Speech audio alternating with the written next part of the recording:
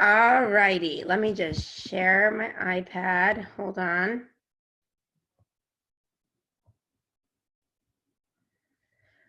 Question dissection, everyone's favorite. Today is good vibes only. As anyone who was not in here early to know, I said today is going to be a good vibes only place. Oh my God, it looks like you have a whole, Kelsey has a whole homeschool thing set up back there, it looks like. Are you at home?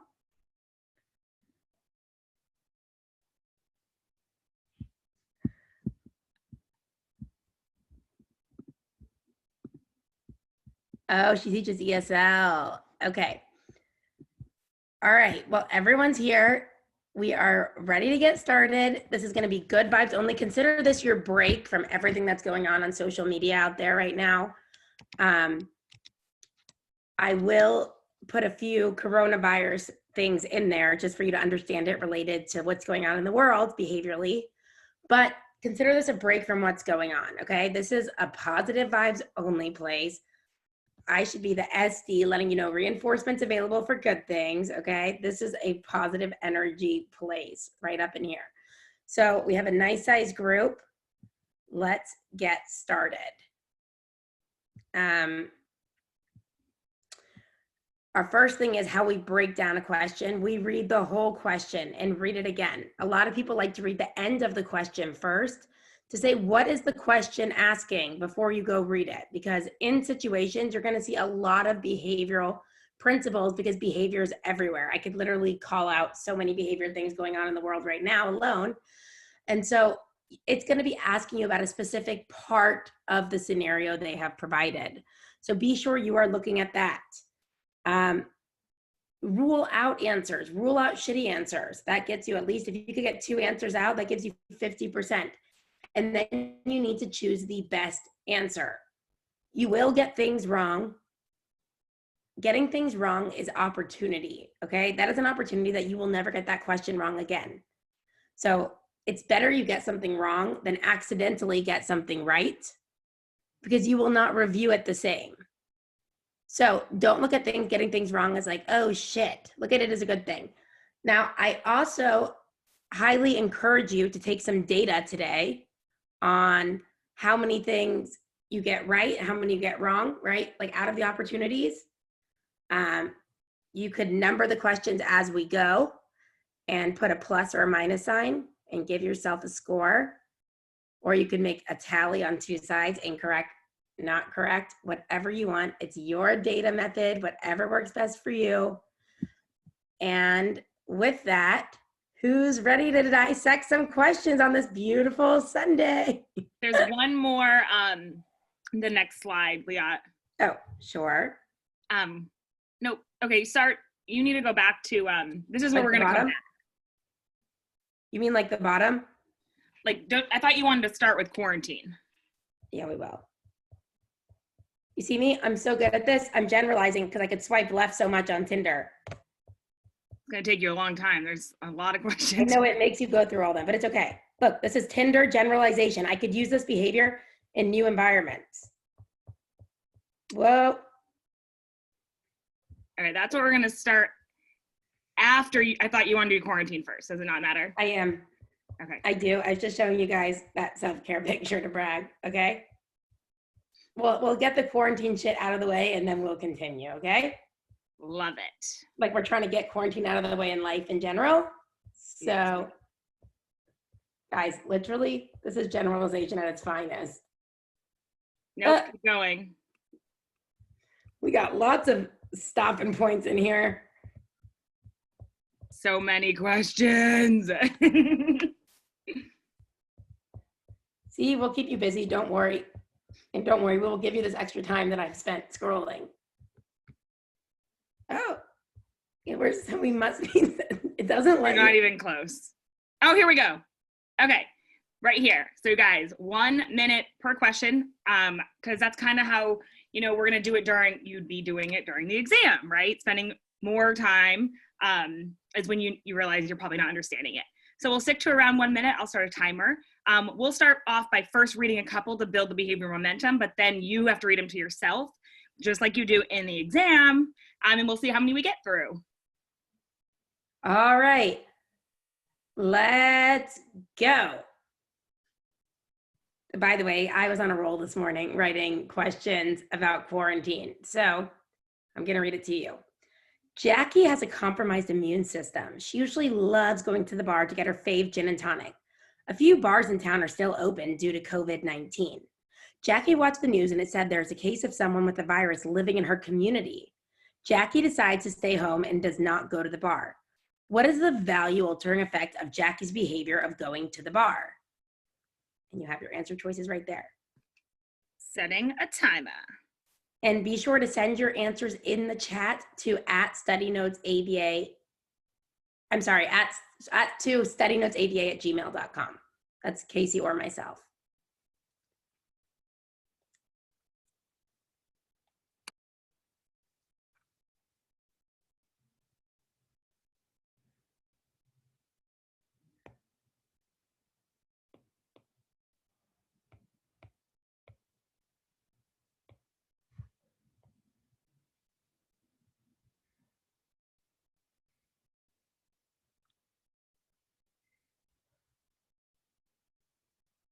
Did you get Suzanne the password? No, I didn't. I didn't know I was supposed to. Oh, okay. I think I texted her. I said I can send her the link right now. No, I said if you want to come in. Yeah, send her the link.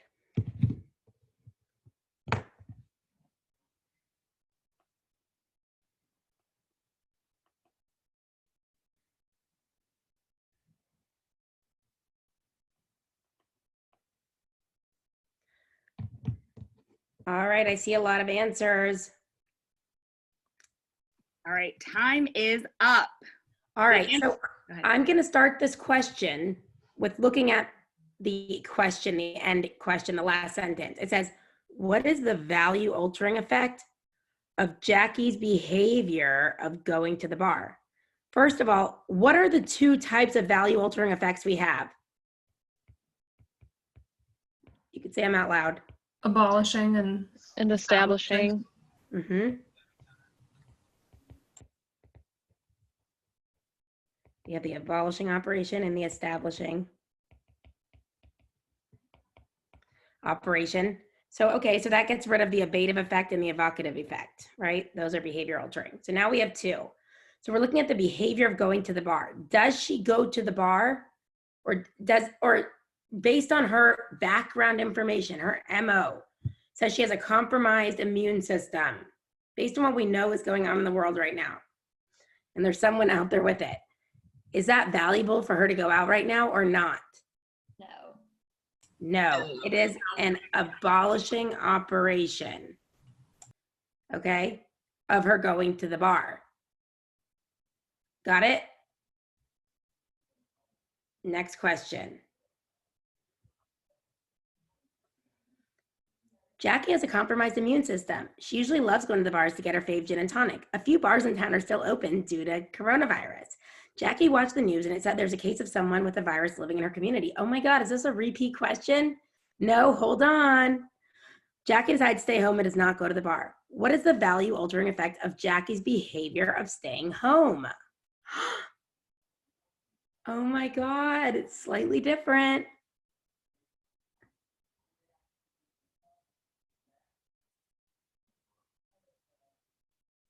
Good job, Brianna.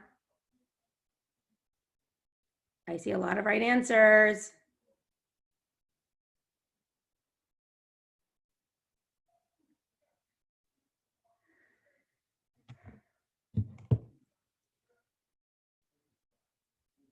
I have good answers over here too.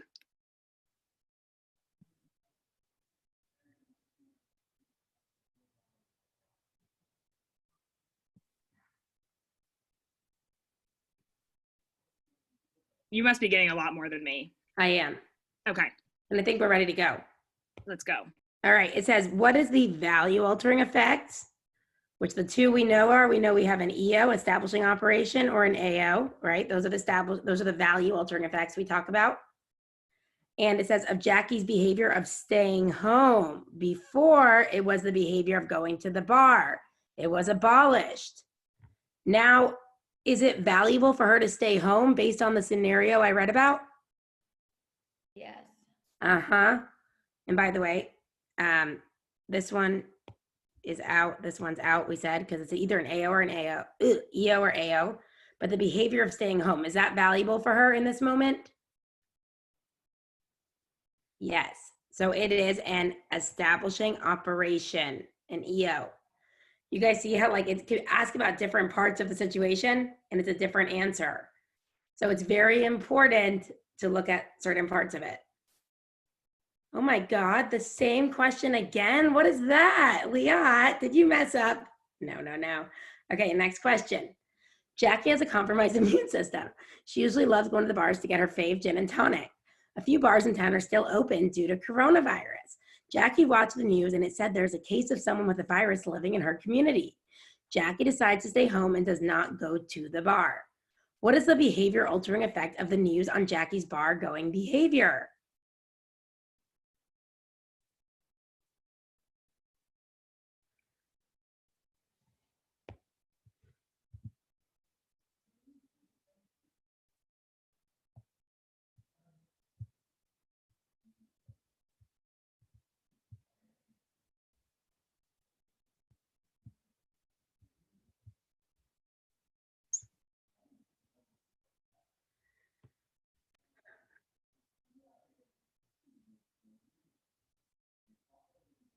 I'm going to wait for one more answer from someone and then I'm going to.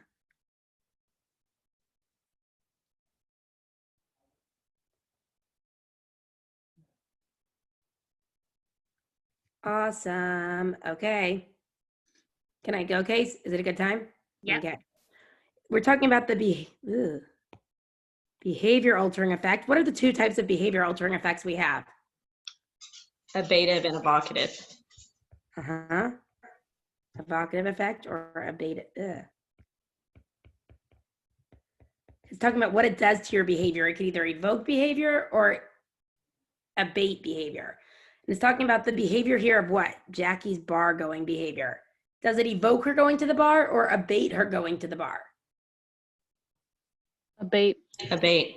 Exactly. So by the way, I could have crossed these out from the get-go because it said behavior altering effects. So that means you should be able to list in your head, you should say, okay, the two behavior altering effects are evocative or abative. So that takes out 50% of the answer choices. Now you're seeing, does it make her go to the bar or does it make her not go to the bar? And it is abative effect. Oh my God, Liat asked the same question again. Let's see what it's asking now. This one I want you guys to read to yourself.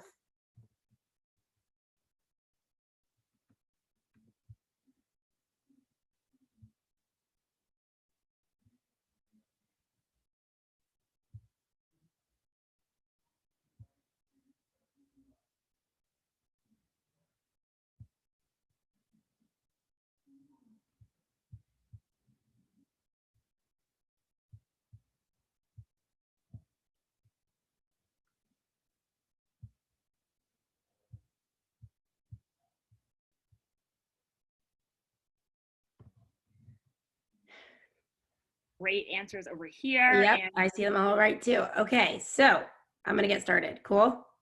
cool, hit it, girls. It asked about what is the behavior altering effect, right? What are the two types of behavior altering effects we have? You should be able to list these two off. Abative, evocative.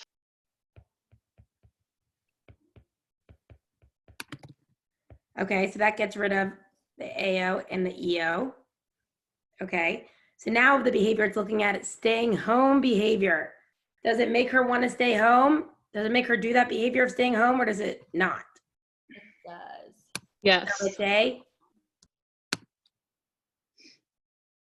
evocative effect. All right, I just wanted to show you guys those four as an example of it could be the exact same problem and it could be asking about different parts of the problem. It also could have asked you here, oh, she knows someone has it there. So what type of avoidance is this, right? So it's important to say, what is the final question they're asking before you go in and read the scenario for what it is. All right. This happened to me today. Liat takes her dog for a walk. She usually takes the route by the park. The park is often filled with people and their dogs. Liat has a really crappy immune system, So she decides to take another route that is typically isolated. By the way, I should have written in there about the virus, but assuming you guys know there's a virus going on. Liat's behavior of taking a new route is considered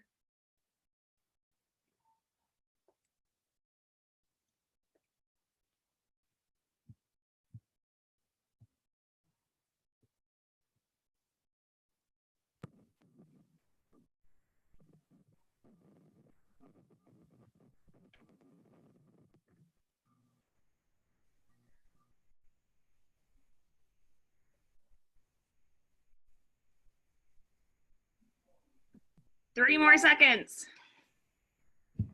30 or 3. 3. Go. All right. So it's talking about Liat's behavior of taking a new route. All right. So there's people there, so I'm definitely wanting to avoid something, right? Escape would be escape if I was already in the situation. That's like when I'm already in the rain and I want to get out of it. That's escape. Avoiding is just not going into it in the first place. So I could erase anything that says escape. This is not extinction here, okay? That extinction was put there just to mess with you. It's definitely some kind of avoidance. Now there's 2 types of avoidance. There's free operant avoidance, and free operant avoidance is when you are just going to avoid something because in the likelihood it's possible that there's going to be something there. It's likely that your ex-boyfriend's going to be at this bar. You're not sure, but it's just you're free to avoid it, okay? That's when you're free to do something. Discriminated avoidance is you know something is there, so you avoid it, okay? So this situation, you're not sure. It's likely people are going to be there, so this would be considered free operant avoidance, all right? Now let's go to the next question. Liat has the crappiest immune system in history. Liat takes her dog for a walk. She's walking her typical route to the dog park and sees a guy near the dog park who's coughing up a lung. She decides not to go to the dog park and turns around right then to head home to get back to that hashtag quarantine life. Liat's behavior of taking a new route is considered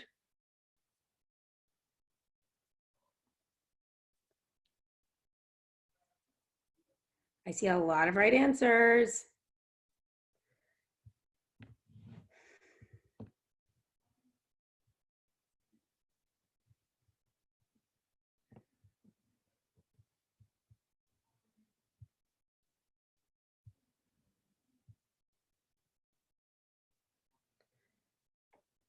Good job.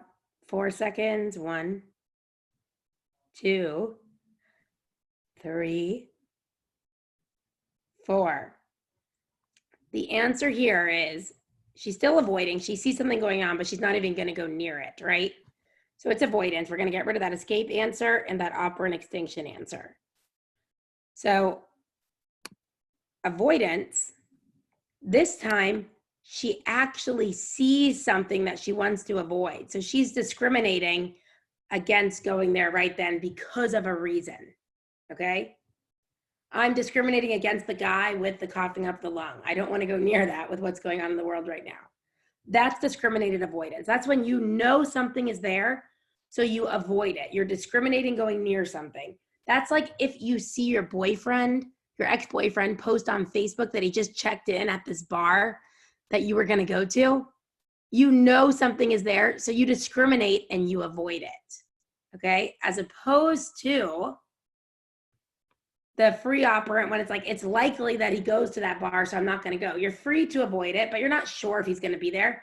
Discriminated avoidance, it's literally like there is someone there coughing up a lung. Your ex-boyfriend is definitely there. He posted on Facebook that he checked in there.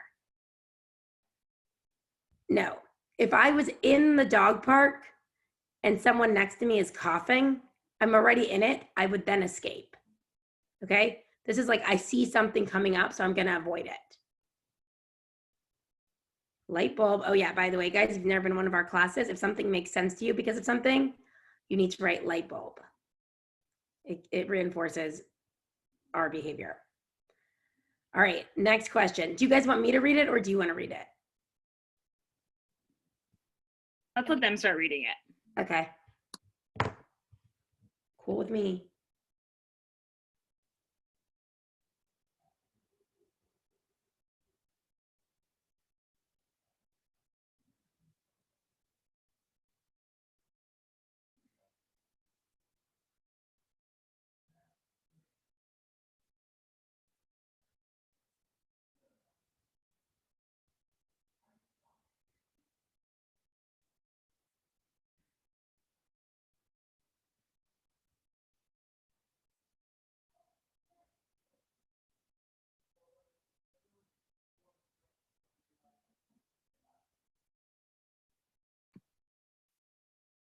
right, guys. 10 Beautiful. more seconds. Go ahead. So the question here says, what type of group contingency is this? Okay. And I see all the right answers, actually. The answer here is, first of all, it is a group contingency, so it's definitely not D. This is a group contingency that everyone needs to do their part in order for everyone to gain access to the reinforcer. That is interdependent. If it was a dependent group contingency, it would say, hey, if Casey stays inside for 1 month, we will get rid of the coronavirus for everyone. It is definitely not a dependent group contingency, also known as a hero procedure. Independent group contingency would say, hey, whoever stays in doesn't get the virus, right? Which in a sense, you could look at it that way, but the overall picture is that, or no, whoever stays in will get rid of the virus. Interdependent is each man needs to do their part in order for everyone to benefit from the consequence. So everyone needs to bring in 1 can of food for the Thanksgiving festival so that all of us could have the Thanksgiving party at school, right? Everyone has to bring their thing and then we'll do it. But if everyone doesn't bring their, or everyone doesn't bring their signed field trip form back, no one will go on the field trip. So it's all or nothing. Good job. Next question. Yeah, you're crushing it. Yes. Woo! Thank Always want to reinforce to continue the behavior, right, guys? you. Got a new question for you guys to read.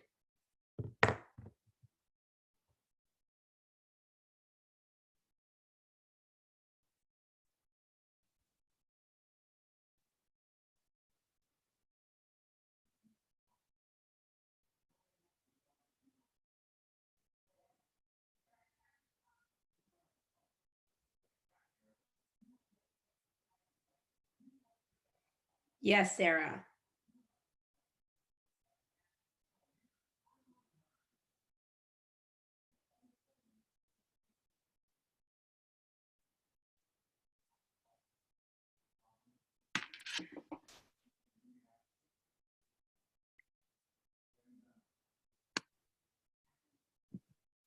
All right, 10 more seconds.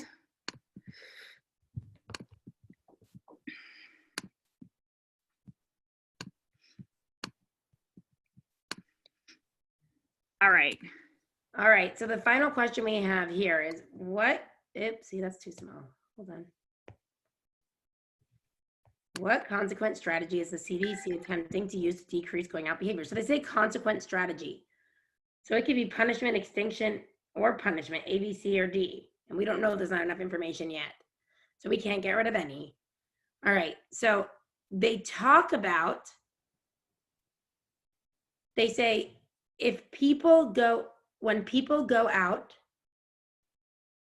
as a result, people will not be able to do the things they typically like, right?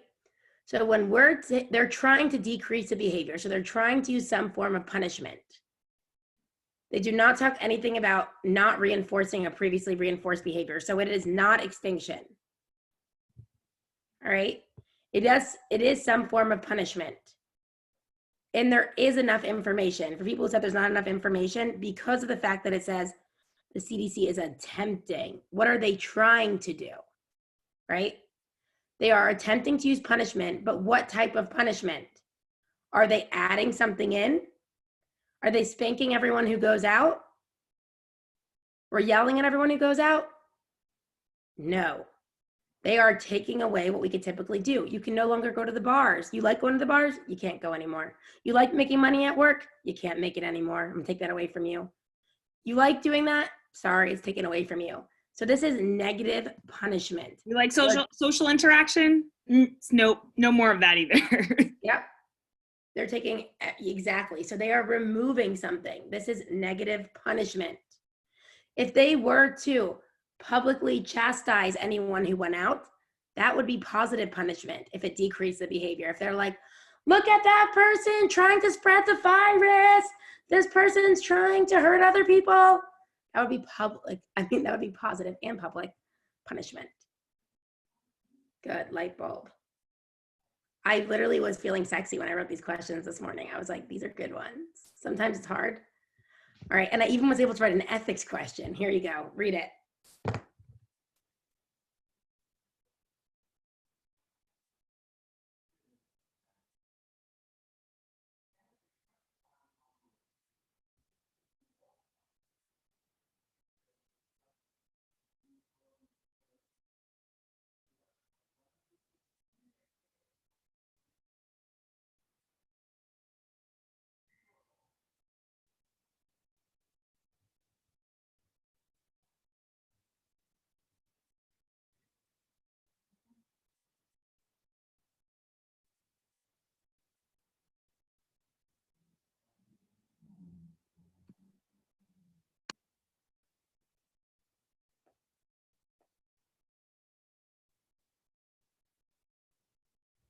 Okay, I'm gonna go ahead and do it. I don't know the time, but I'm usually pretty good at detecting. You like nails it. You're like right around, it's like 8 seconds left and you like always like kind of perk up.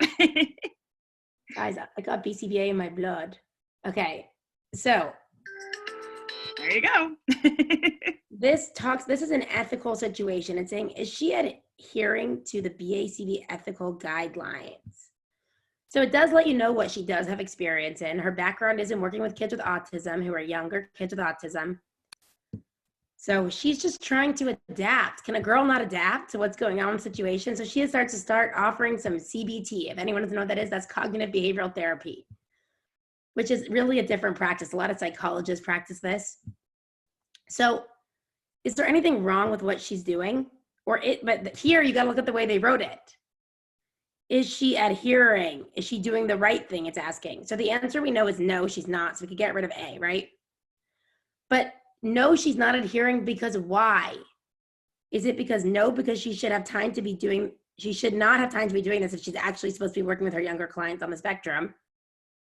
That's not really the problem. She could have time. A lot of people are canceling their sessions, so she could have time. That's not the answer.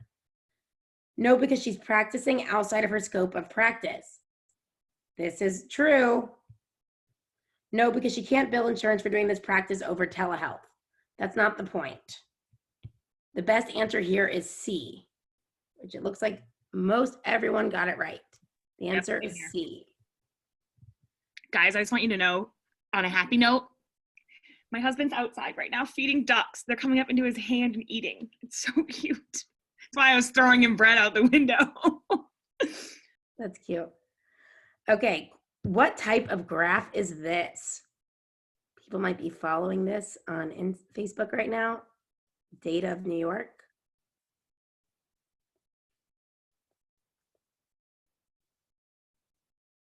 See everyone getting it right so far. Don't worry, I'll call you out if you get it wrong. No, I'm kidding. I actually don't have anyone to call out. And all the answers are right. And the answer,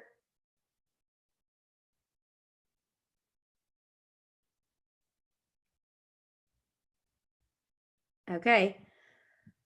The answer here is C. This is a standard acceleration chart. All right, it is not a line graph. If it was a line graph, it would have equal intervals on the bottom and on the side. The bottom has equal intervals. It counts by 14 each time, plus 14, plus 14, plus 14.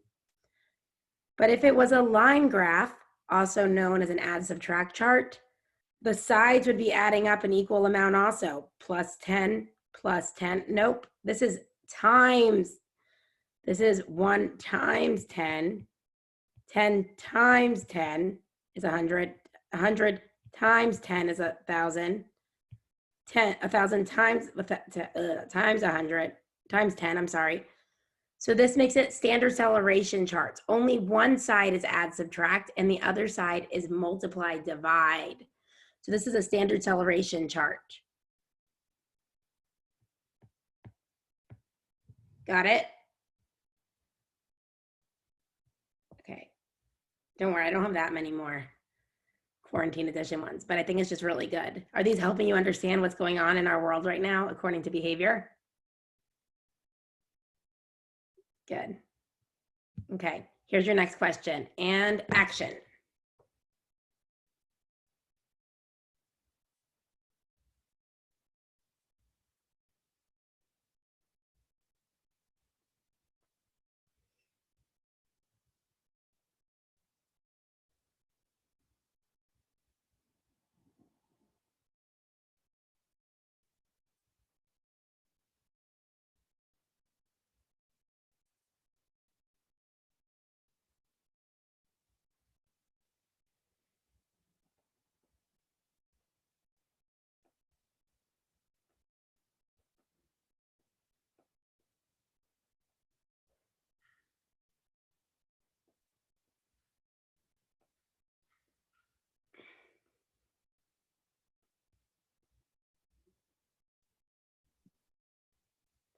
All right, guys, this is an important one. Literally 8 seconds. That is weird. You're creeping me out. Are you keeping time on your phone?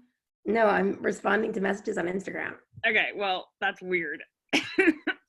Repeatability, guys. All right. So when should the BCBA implement the intervention? All right. So this is about that baseline, right? We want to talk about where in our baseline, when should we implement interventions?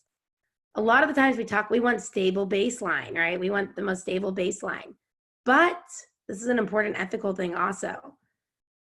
But if the behavior is a high risk and it's increasing, we're going to intervene immediately. Like, I'm not going to wait to see how many people die from something before I intervene. And I think that's a little bit of the problem, what the country is doing, right? In certain places, like, oh, we'll wait to close the beaches to see how many more people get it. Like, no, let's not get there. If a behavior is increasing, then that means that we got to intervene immediately.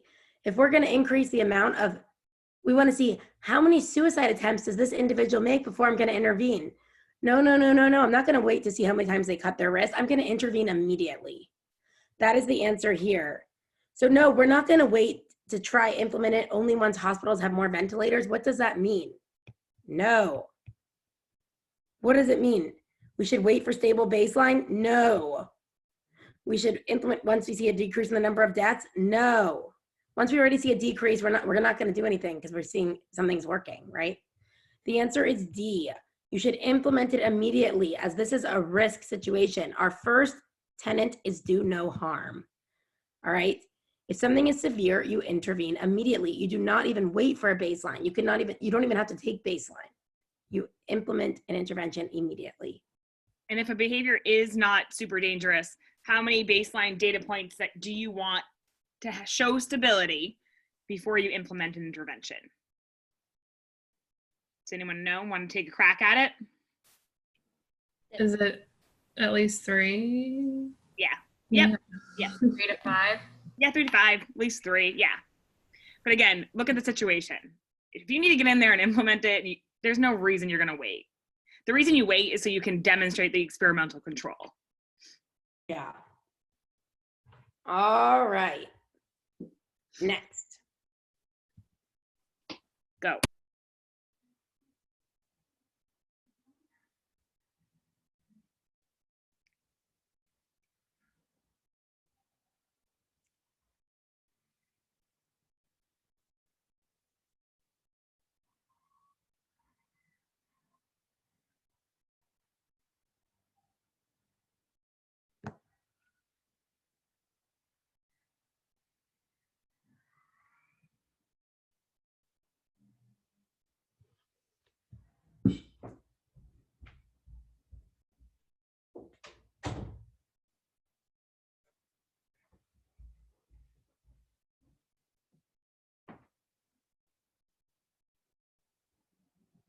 All right, 10 more seconds, my friends.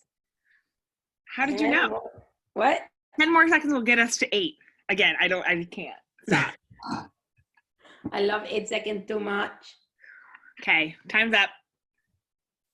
All right. Friends of friends and friends and friends. Let's look over this. I'm sorry. I'm feeling real proud of myself for these questions. Question writing is really hard. And to be able to get these kind of things in is really cool. So yeah, it's in my repertoire to write good questions. That's part of my repertoire. Yeah. Sarah's loving them. I love that, Sarah. Thank you. She's reinforcing my behavior a lot.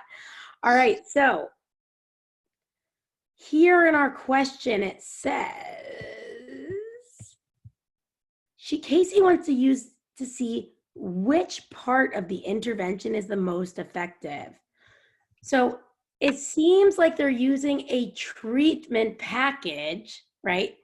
They're using a treatment package to see and they have a whole treatment package. First of all, people need to wash their hands. They need to use antibacterial soap. They need to quarantine. They need to avoid get-togethers. They need to maintain 6 feet away from others. There's a lot of things they're telling people to use, but she wants to know which part of this whole treatment package is the most effective. Like, is it necessary we do all these things, or is it just one of them that would probably be good?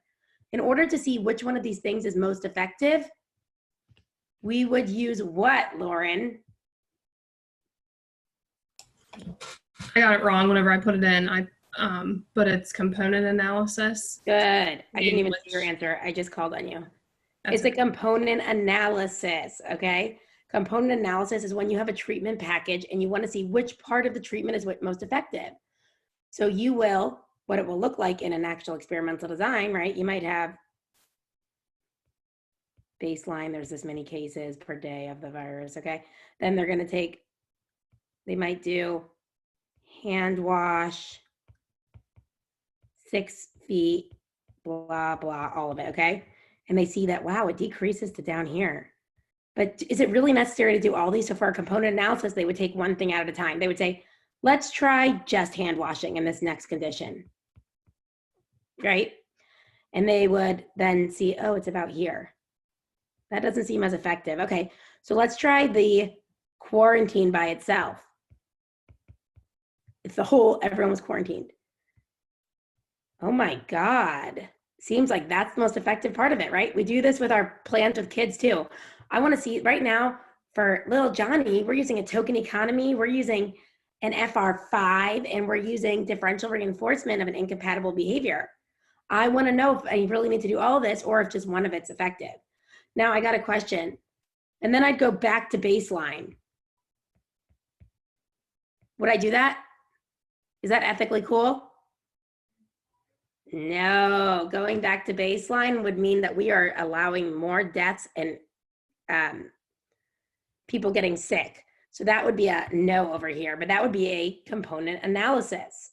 If I wanted this to be a parametric analysis, I would look at, maybe I could do just the intervention of just 6 feet, okay? I might wanna say, okay, I wanna see parametric of baseline, I'm gonna say,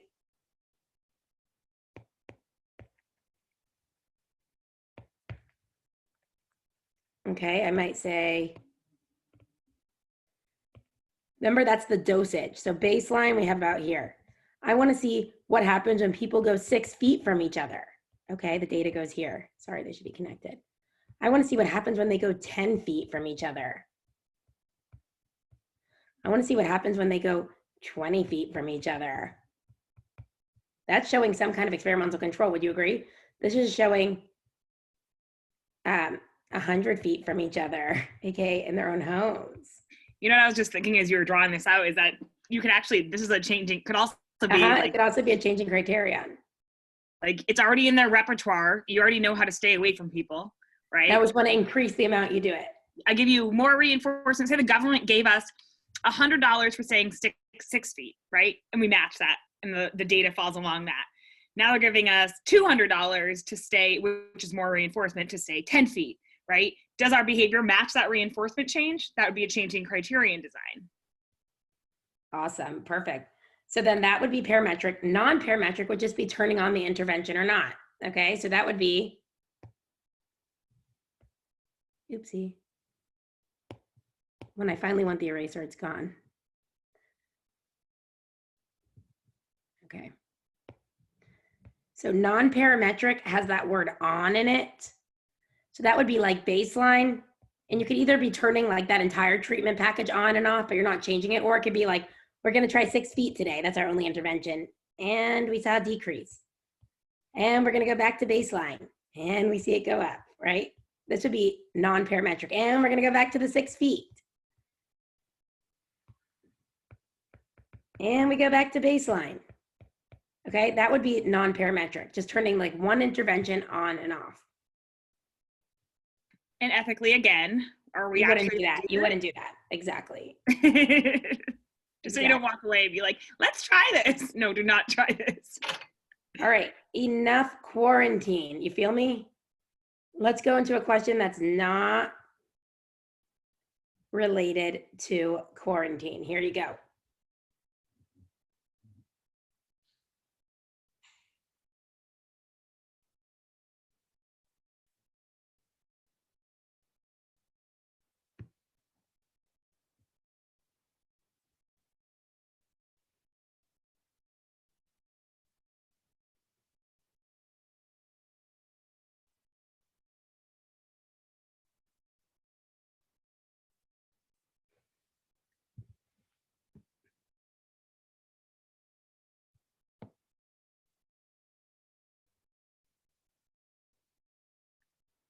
I see lots of different answers here.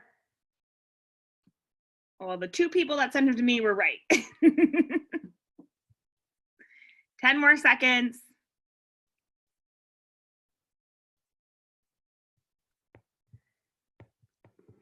All right. So All right, over here, changing criterion, we got one baseline condition.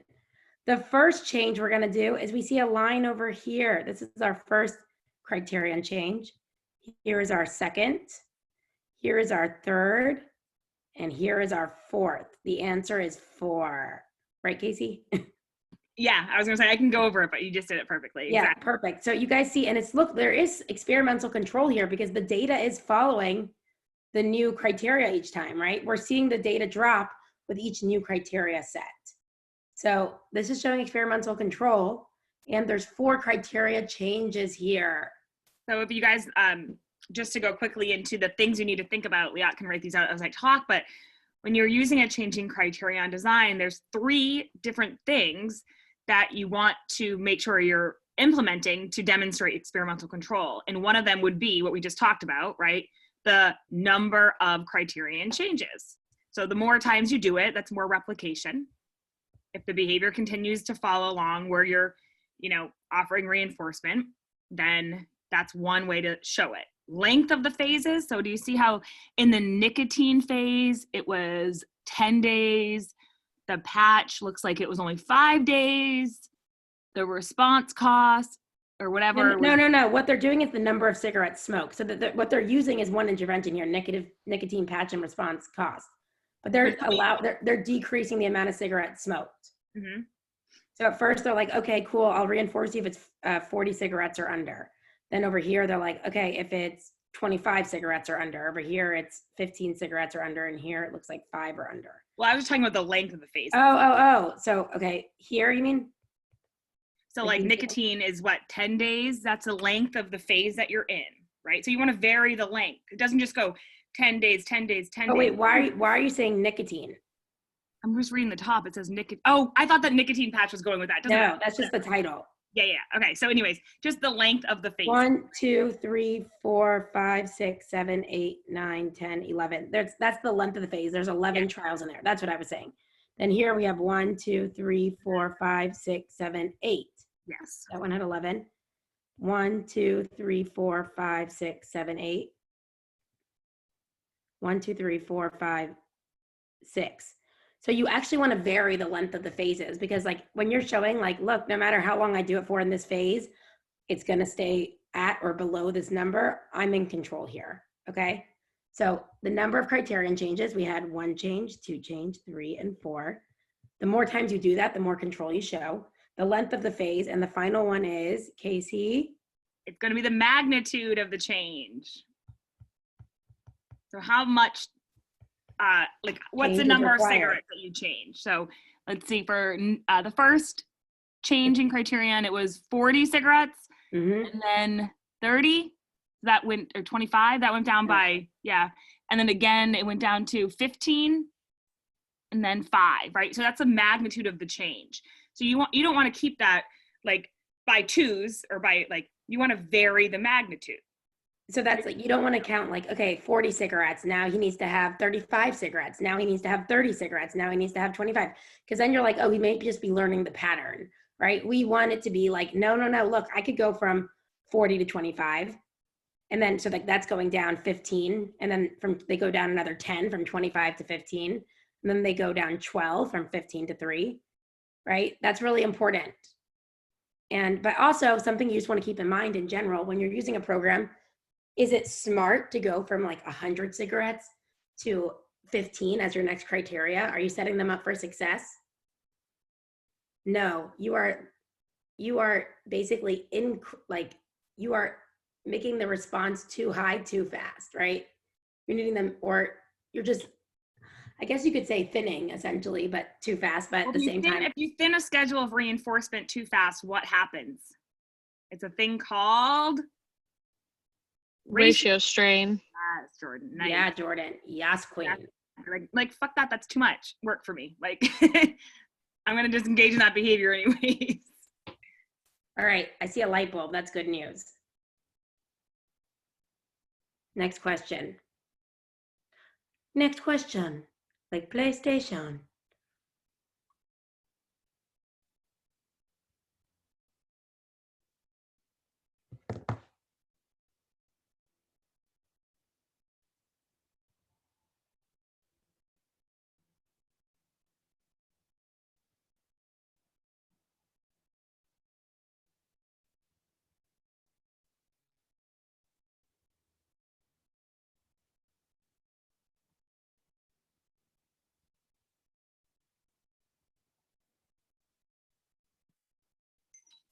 Good answers on my end.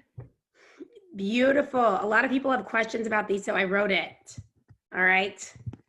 This is trials to criteria. What is the criteria they speak about here?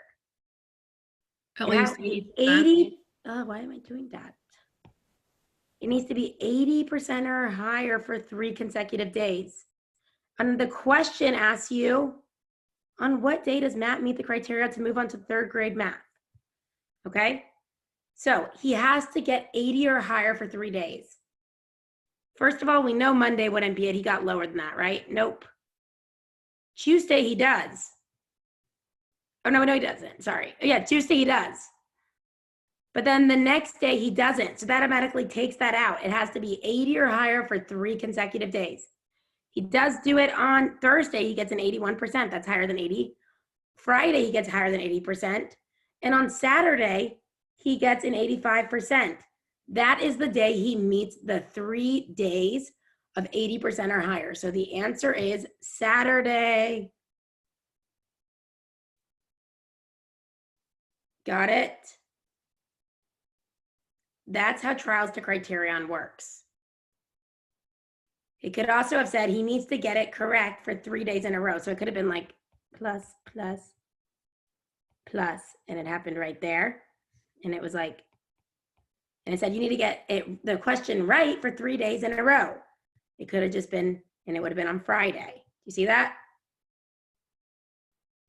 All right. Now, if we have the same question and it said, and this changed to 80% or higher for 4 consecutive days in a row, what would the answer be now? Sunday. Beautiful, it would be Sunday. Next question.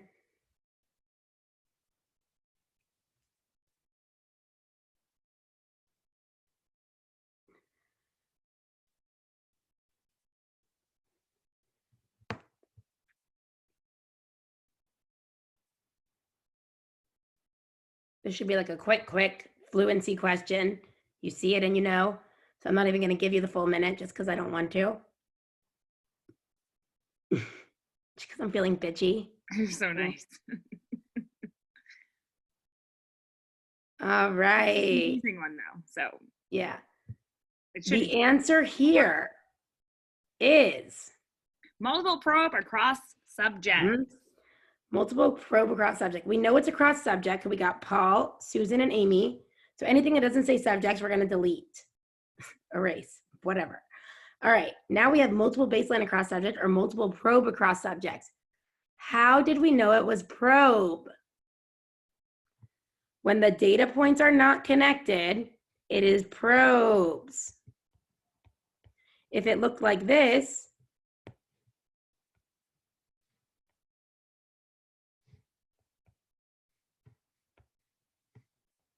and it still had the subjects at the bottom, then it would be A, multiple baseline across subject. But this is multiple probe because it did not have that. All right, now we're going to go to another section. Thanks, guys, for joining in on the... This is perfect timing. It's like 1 hour down, on to the next section.